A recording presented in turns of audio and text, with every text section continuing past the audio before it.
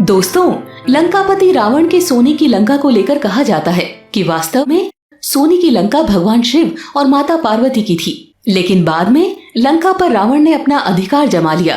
पौराणिक कथाओं के अनुसार एक बार माता लक्ष्मी ने भगवान शिव और माता पार्वती को अपने बैकुंठ धाम में निमंत्रण दिया, जिसके पश्चात माता पार्वती भगवान शिव के साथ बैकुंठ धाम गई तो वहाँ की अलौकिक भव्यता और अद्भुत खूबसूरती से माता पार्वती काफी मोहित हो गई और कैलाश वापस लौटकर उन्होंने शिवजी से अपने लिए ये भव्य महल बनवाने का आग्रह किया।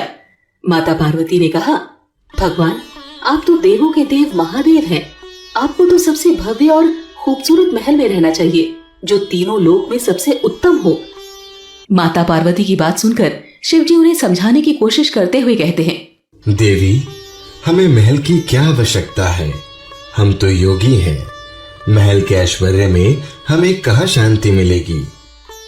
शिवजी ने अपनी ओर से माता पार्वती को बहुत समझाने की कोशिश की, लेकिन माता पार्वती अपना हठ नहीं छोड़ रही थी। तब शिवजी ने भगवान विश्वकर्मा को बुलाया और उन्हें तीनों लोक में सर्वश्रेष्ठ महल का निर्माण करने को कहा। जिसके बाद महादेव की आज्ञा मानकर भगवान विश्वकर्मा ने तीनों लोक के सबसे उत्तम जगह पर सबसे भव्य महल का निर्माण किया, जिसकी खूबसूरती देख देवता भी मोहित हो जाते।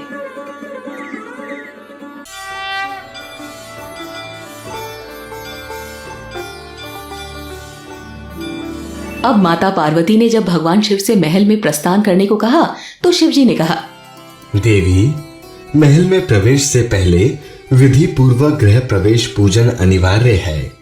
तभी नारद ऋषि वहाँ आते हैं और भगवान शिव से कहते हैं, भगवान, आप और माता किस बात पर विमर्श कर रहे हैं?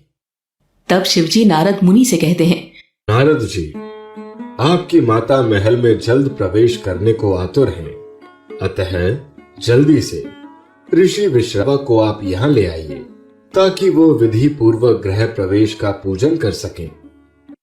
शिवजी की आज्ञा मानकर नारद मुनि ऋषि विश्रवा को लेने जाते हैं।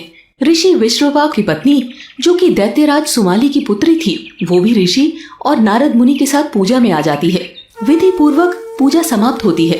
तब ऋषि विश्रवा भगवान शिव और माता पार्वती से जाने की आज्ञा मांगते हैं। तब भगवान शिव उनसे कहते हैं, ऋषिवर, अभी यज्ञ समाप्त नहीं हुआ है, क्योंकि जब तक आप दक्षिणा नहीं ले लेते ये यज्ञ समाप्त नहीं हो सकता। ऋषि की पत्नी केकसी के मन में लालच आ जाता है।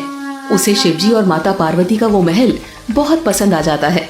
इसीलिए जब शिवजी दक्षिणा मांगने के लिए कहते हैं तो वो अपने पति से कहती है, अच्छा मौका है, दक्षिणा में आप शिवजी से ये महल मांग लें।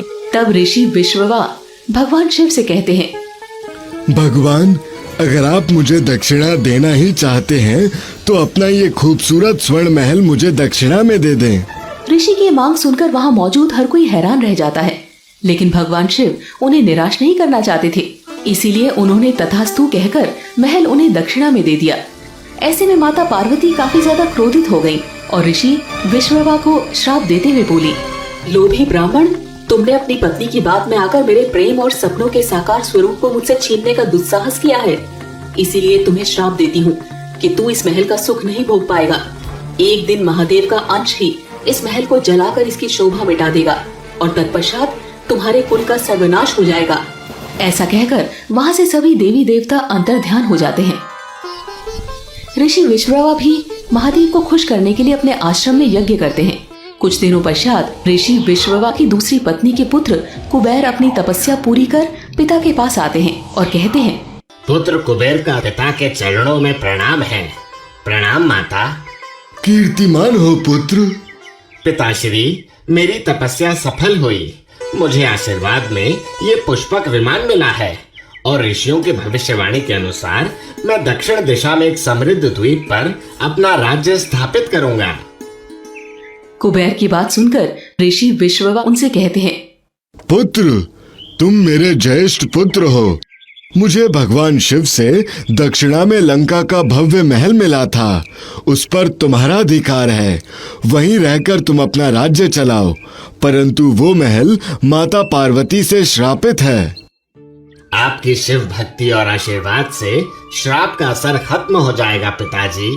इससे केकसी बहुत क्रोधित होती है, लेकिन कुछ कह नहीं पाती। कुबेर लंका में रहकर अपना राज चलाने लगता है। कुछ सालों पश्चात कैकसी के पुत्र रावण की तपस्या सफल होती है और उसे सर्वशक्तिमान होने का आशीर्वाद प्राप्त होता है। तब वो आश्रम में आकर अपने माता पिता से आशीर्वाद लेते हैं। तभी कैकसी रावण से कहती है, पुत्र रावण, तुम सर्वशक्तिमान हो, तुम्हें अब विश्व विजयी बनना चाहिए और पुत्र, लंका पर तुम्हारा आधिपत्य होना चाहिए। इसीलिए अपने सौतेले भाई कुबेर से तुम लंका जीत लो। माता की बात मानकर रावण लंका जाते हैं और कुबेर से लंका पर अधिकार जमाने की बात करते हैं। तो कुबेर कहते हैं, रावण, तुम मेरे अनुज हो, अतः लंका पर जितना अधिकार मेरा है उतना ही अधिकार तुम्हारा भी है।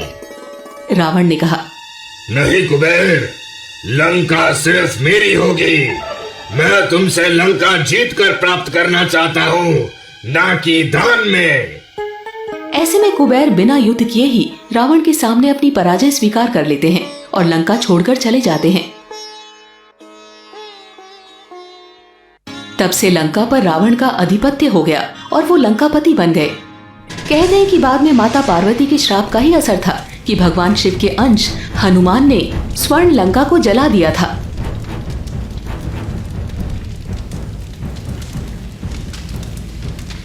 दोस्तों, इस पौराणिक कथा से हमें ये सीख मिलती है कि कभी भी लालच में आकर हमें किसी वस्तु की लालसा नहीं करनी चाहिए, क्योंकि अधिक लालच इंसान के विनाश का कारण भी बन सकता है।